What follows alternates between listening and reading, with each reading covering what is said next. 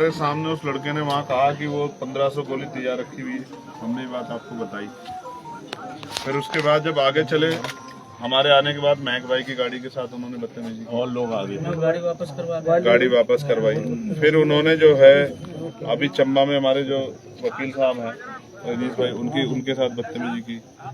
तो ये तो ठीक नहीं है, ये तो गुंडा तंत्र हो गया। इसका मतलब तो वही ताकतवर हो गए अगर वो बहुसंख्यक है। तो इसका मतलब पुलिस यहाँ अपना काम नहीं कर पा रही। ठीक है, तो फिर कोई बात नहीं, ठीक। पुलिस इतनी कमजोर कब से हो गई है यार? नौकरी छोड़ो, घर में रहो आराम से। अगर इतनी हिम्मत नहीं है, अगर जाति धर्म देख के कार्रवाई करना चाहते हो, या जाति धर्म देख के आपका सीना को फूलता है, कमजोर पड़ता है, तो फिर घर में रहो। इस वर्दी क्यों पहने खड़े हो? तो अशोक की लाट लगी हुई है इसको। ये तो कमजोरों की रक्षा के लिए है। अगर जाति धर्म देख के कार्रवाई करते हो तो घर में रहो। इससे अच्छा नौकरी छोड़ो, चैन से बैठो जाके घर में। ये जो इन्होंने बताया, झूठ बताया क्या? मैं झूठ बोलेंगे क्या? उन पर आपने एक्शन लिया जो लोग वीडियो बना रहे हैं? कुछ भी नहीं लिया। किसका है फोन? जब से ये घटना हुई तब से हमारी पिकेट लगी है। जो ऐसे वीडियो हमारे संज्ञान में हमने कार्रवाई की है और अभी भी कर रहे हैं और आगे भी। ये कब की वीडियो भाई? और ये अभी तक ये वीडियो देखो, आपने एक मिनट श्याम, ये दीपक जी के संज्ञान में नहीं आई वीडियो, पूरी आम पब्लिक के संज्ञान में आ गई है। अब सवेरे अगर यही काम शेड्यूल कास्ट के लोग या इस गांव के लोग किसी भी जाति के वो खड़े कर देते तो पुलिस इनको डंडे से पीट देती। लेकिन वो लोग वहां खड़े होकर चैलेंज कर रहे हैं, माहौल को आक्रोशित कर रहे हैं, तो किसी कोई फर्क नहीं पड़ रहा है। तो चंद्रशेखर जी, आपको लगता है कि पुलिस में जो एक तरह से कुछ वर्ग के ही लोगों की भर्तियां ज्यादा हैं? नहीं, ऐसा नहीं है, ऐसा नहीं, बिल्कुल ऐसा नहीं है। हाँ। पुलिस की भर्ती जो है अगर फेयर हुई है तो उसमें रिजर्वेशन पॉलिसी फॉलो होती है। इसमें कोई दो नहीं। ये बात हो सकती है सरकार ने जो थाना अध्यक्ष बनाए हों या सीओ लगाए हों या एसएसपी लगाए हों, डीएम लगाए, वो सरकार अपनी मर्जी से कर सकती है, किसी भी जाति के लगा दे। लेकिन बुरी बात यह है कि वो किसी भी जाति के लगाए, लेकिन उन्होंने शपथ तो संविधान की ली है भाई। अपने विधि के अनुरूप जो है सबके साथ समान व्यवहार करने की शपथ तो ली है। इसको कैसे भुला देंगे? इसे भुला देंगे तो इंसान ही कहाँ बचे? वर्दी पहन के भी अगर आपकी जाति रह गई है फिर क्या बचा है? फिर आप में और नेता में क्या फर्क है भाई? अभी इन लोगों की मांग क्या है? देखो, वो तो बिल्कुल सीधे लोग हैं, और सीधे लोग का उदाहरण ही बताता हूँ। आप बड़ा जो है ना रिसर्च करते हो तो एफआईआर पढ़ना, एफआईआर में लिखा है संयुक्त परिवार। मतलब उनको ये भी नहीं पता कि नाम, बाप का नाम, समय, ये सब चीजें। वो तो बेचारे बहुत सीधे लोग हैं, लेकिन उनको वो तो मर गए कुल मिला के। वो केतन नहीं मरा, उनका पूरा परिवार ही अपने आप को कमजोर मरा महसूस कर रहा है। क्योंकि वो जब अपने खेतों में जा रहे हैं तो कुछ लोग आ रहे हैं उनको वहां गालियां दे रहे हैं। जब वो दुकान पे जा रहे हैं, अब वो देखो कल की सुनो आप, वो बिटिया गई दुकान पे छोटी बच्ची को लेके, वो बाजार में लमगांव, तो किसी ने उसको गाड़ी में नहीं बिठाया। 4 घंटे तक किसी ने गाड़ी में नहीं बिठाया उसको। 4 घंटे छोटी बच्ची को लेकर खड़ी रही। आप समझो ये क्या है? ये जो जाति के आधार पे जो अन्याय है, और ये जो बड़े बड़े दावे करते हैं नेता और सरकारें, ये उसकी पोल खुल रही है यहाँ। मैं यहाँ नहीं आता तो मुझे पता नहीं लगता यहाँ क्या हो रहा है, इसलिए तो मुझे रोका जा रहा था। ठीक है, यहाँ असल जो इसमें इन्वॉल्वमेंट है ये सारी चीजों में मैं बताता हूँ। बेसिक क्या है कि मुख्यमंत्री के एक प्यार उसी गाँव के, अच्छा, और पवार समाज से, इस वजह से वो एडी चोटी का जोर लगा रहे हैं अधिकारियों पे। इसलिए अधिकारियों के ये जो सीना तना होना चाहिए पुलिस का, एडमिनिस्ट्रेशन का, जो सीना तन नहीं पा रहा है, वो कारण यही है कि ऊपर से दबाव है। और इसीलिए मुझे कहीं 4.5-5 किलोमीटर बारिश में दौड़ना पड़ा, कपड़े पूरे भीग गए, और हर जगह पे 2 गाड़ी 1 गाड़ी। मतलब क्या, क्यों करना चाहते 2 गाड़ी 1 गाड़ी? क्या हुआ? और जितनी जो लोग हमारे पीछे रह गए उन सबको जो है लोग परेशान कर रहे हैं, सब चीजें। ये तो सब आपके सामने है क्या क्या हो रहा है। ये सब, ये मतलब मैं समझता हूँ कि ये संविधान की धज्जियां उड़ाई जा रही है साजिश रूप से। और पूरा अनुसूचित जाति समाज तो यहाँ डर के उसमें है साहब। वो तो कह रहे साहब यहाँ से पलायन करवा दो, कहीं ले चलो, मगर यहाँ नहीं रहेंगे, यहाँ रहेंगे तो मर जाएंगे। और छोटी छोटी बच्चियां हैं घर में, जवान बच्चियां, कौन जिम्मेदारी लेगा?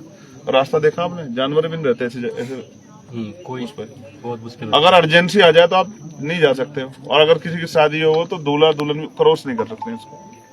ठीक है, 1.5 फीट 2-2 फीट पैर ऊपर रखना पड़ रहा है। तो जानवरों से कितने बुरी तरह रह रहे हैं यहाँ। कौन सा ये कोई विकास वो हुआ है यार? तो अभी परिवार को खतरा है यार? आप अकेले में बैठ के उनसे पूछो तो आपको एहसास होगा खतरा ही नहीं है। और मैं कह रहा हूँ यहाँ जो बड़े बड़े अधिकारी है वो इतना तेल लगा रहे हैं नेताओं को, उनको यही नहीं पता कि वो किन पोस्टों बैठे हैं। जिन लोगों के कंधों पे जिम्मेदारियां हैं जो, और जितने बड़ा अधिकारी होता जा रहा है वो उतना ही सरकार को खुश करने में, जैसे आईजी लेवल के अधिकारी यहाँ हैं वो तो घुटनों पे चले गए हैं कि किस तरह मुख्यमंत्री को और उनके पीआरओ को खुश किया जाए कि कितना भी चाहे उत्पीड़न करना पड़ जाए। तो इनको तो आने दो, ये हाउस चलने दो। मैं इनको सबको ना वहाँ एक तो प्रिजन कमेटी में इन अधिकारियों को, और जब हाउस चलेगा वो शर्ट मेरी बात को याद रखना, मैं उसको धुलवाऊंगा। उसी 28 तारीख को मुझे गोली लगी थी 3 साल पहले, उस शर्ट को मैं धुलवा के उसी को पहन के जाऊंगा जिस दिन हाउस चलेगा, और स्पीकर साहब के सामने और शर्ट को निकाल के उनको बताऊंगा कि ये एक चुने हुए सांसद के साथ उत्तराखंड की पुलिस ने आईजी के इशारे पे ये सब चीजें की, सीओ ने और वहाँ के एसएचओ तमाम लोगों ने, सिर्फ इसलिए कि ये अनुसूचित जाति का प्रतिनिधि है तो इसको इसकी हैसियत दिखाओ। ठीक है, सिर्फ इसलिए मेरा जो प्रिविलेज है, मेरा जो मुझे जो उस तरह का वो मिलना चाहिए, वो सब चीजें दूर। अच्छा, मेरी सुरक्षा को, मुझे गोली लगी है तो गवर्नमेंट ने मुझे Y+ सिक्योरिटी दे, तो वो आज अधिकारी कह रहे हैं कि Y+ सिक्योरिटी छोड़ो, हम हमारे साथ चलो, आप हम अपनी जिम्मेदारी में लेके जाएंगे। ये परिवार सुरक्षित नहीं आपके उसमें? इनके सामने ही एक लड़के ने वहां खड़े होकर कहा कि 1500 गोली ऊपर तैयार रखी है, चंद्रशेखर जाएंगे तो इनको इतनी गोलियां इनमें भरी जाएंगी कि इनको पता लग जाएगा। अधिकारी उसको पकड़ने के बजाय उसको भगा रहे हैं, भगाओ, चलो भागो भागो भागो, फटाफट भागो, मेरे पे नाम है उसका। ठीक है, जहां हर जगह पूरी कोशिश की गई, ये समझ नहीं आया मुझे पहली बार कि 2 गाड़ी से ज्यादा ना जाए, 2 गाड़ी से ज्यादा जाए, 2 गाड़ी से ज्यादा जाए, तो हर 20 किलोमीटर 15 किलोमीटर पे एक जगह वो लगी हुई है बैरिकेडिंग। जैसे उसको निकलते हैं तत्काल, अगर कोई गाड़ी कहीं से आ भी गई है लोकल की उसकी, तो रोक देते हैं उसको, छन्नी लगा रखी। ठीक है, हमारे एडवोकेट सब लोग पीछे रह गए, सब लोग वो बैठे हुए हैं, उनको दारू पी के लोग जो वहाँ परेशान कर रहे हैं। तो ये तो जातिवाद का गढ़ हो गया भाई साहब, इसको तो संभालना पड़ेगा। अब इसका तरीका निकालना पड़ेगा कि जुल्म होना बंद हो। ठीक है, अगर अपराधी के पक्ष में पंचायतें होंगी तो फिर जो पीड़ित है वो तो मर जाएगा, वैसे डर के साए मर जाएगा। तो आज मेरे कंधों पर जिम्मेदारी है कि मैं यहाँ रात्रि प्रवास करके इस परिवार को विश्वास दिलाऊं कि अकेले नहीं, हम इनके साथ हैं। तो आज रात आप रुक गए? मेरा पूरा मन है कि मैं यहाँ रुकूं, और मैंने उनके लिए कुछ डिमांड्स हैं जो की है। जैसे जो एक्ट में जो प्रोविजन है कि अगर परिवार को खतरा महसूस हो रहा पीड़ितों को, तो जितने भी लोग वहाँ जिनसे खतरा महसूस हो रहा है उनको जो है वहाँ से विस्थापित किया जाए। तो मैं तो उनको नहीं कह रहा हूँ, उनकी संख्या ज्यादा है, लेकिन आप इस परिवार को अनुसूचित जाति समाज में यहाँ से विस्थापित कर दो, ऐसी जगह ले जाओ। टिहरी हाइड्रो डेवलपमेंट कॉर्पोरेशन जब बना, टिहरी डैम बना, तो यहाँ से बहुत सारे लोग विस्थापित होकर हरिद्वार तक गए, तो आप इनको ऐसी जगह ले आओ। इस मामले को यहाँ से आप ट्रांसफर कर दो जहाँ सत्ता का जो है संरक्षण ना मिले अपराधियों को। इसमें जो है फास्टर कोर्ट में मुकदमा आप लेके जाओ, और इसकी सीबीआई जांच हो, जो दूध का दूध पानी का पानी हो, क्योंकि किस आदमी ने अपराधियों को बचाने के लिए जोड़ लगाया। प्लस इनको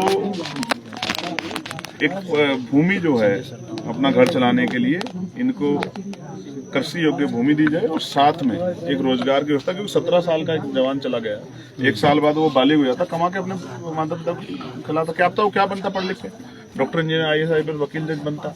कर्मचारी रहता तो कम से कम जो है क्या दे देगी सरकार? वो अगर 20,000 रुपए महीने के भी कमाता और 20 साल में कमाता, क्या दे देगी सरकार?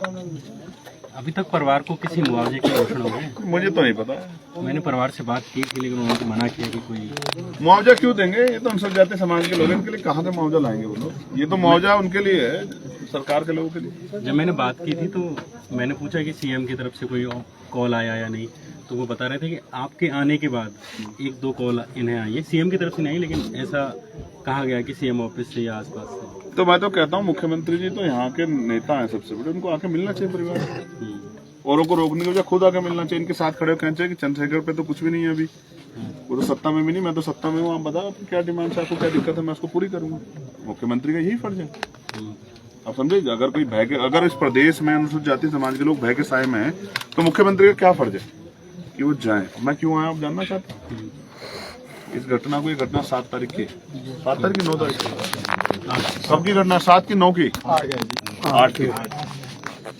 यहाँ हमारे प्रदेश अध्यक्ष आए थे, लेकिन अभी हमारा 2 दिवसीय चिंतन शिविर था, तो हमारे साथियों ने मुझे दिखाया कि कुछ साथी मिलने यहाँ आ रहे थे, तो ये पूरा जाम किया गया, और जाम करके और ये कहा गया कि अगर भीम आर्मी के लोग यहाँ आएंगे या कोई भी इनकी मदद करने आएगा तो उनके हम 100 टुकड़े करके भेजेंगे, और ये भी कहा कि इस क्षेत्र का भी कोई इनकी परिवार की मदद करेगा। मैंने सुनी वो वीडियो, उसके भी 100 टुकड़े करेंगे। मुझे फिर लगा कि अब अगर मैं उनके साथ नहीं खड़े हो गया तो फिर सब चीजें बेकार है। फिर मैंने इनसे कहा कि मैं आऊंगा, तो मैंने कहा कि 10 लोग ले चलो, 15 लोग ले चलो, अपनी गाड़ी में ले चलो, ठीक है, जिस परिस्थिति में मैं लिया है कोई बात नहीं। लेकिन सवाल ये है, जो इस तरह के भड़काऊ भाषण दे रहे हैं, उकसा रहे हैं, जाम लगा रहे हैं, उन पर क्या कार्रवाई की आपने?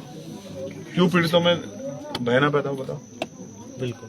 तो इसलिए मेरा विश्वास है कि न्याय अभी बहुत दूर है। न्याय तब मिलेगा जब ये जो मांगे हमने रखी है ये फास्ट ट्रैक कोर्ट में जाए, ये यहाँ से ट्रांसफर हो, इसकी जांच कहीं और हो, और फिर इन्वेस्टिगेशन के लिए सीबीआई जांच हो, और इस परिवार का विस्थापन हो, इसको रोजगार दिया जाए और भूमि, कृषि योग्य भूमि दी जाए, जिससे कि परिवार अपने पैरों पर खड़ा हो सके। क्योंकि जैसा मैंने आपको बताया कि वो 5 किलोमीटर पे अगर जा रहे हैं, उनके बच्चे पढ़ने जाएंगे स्कूल में लमगांव में 5 किलोमीटर, कैसे जाएंगे? उनके अंदर भय इतना।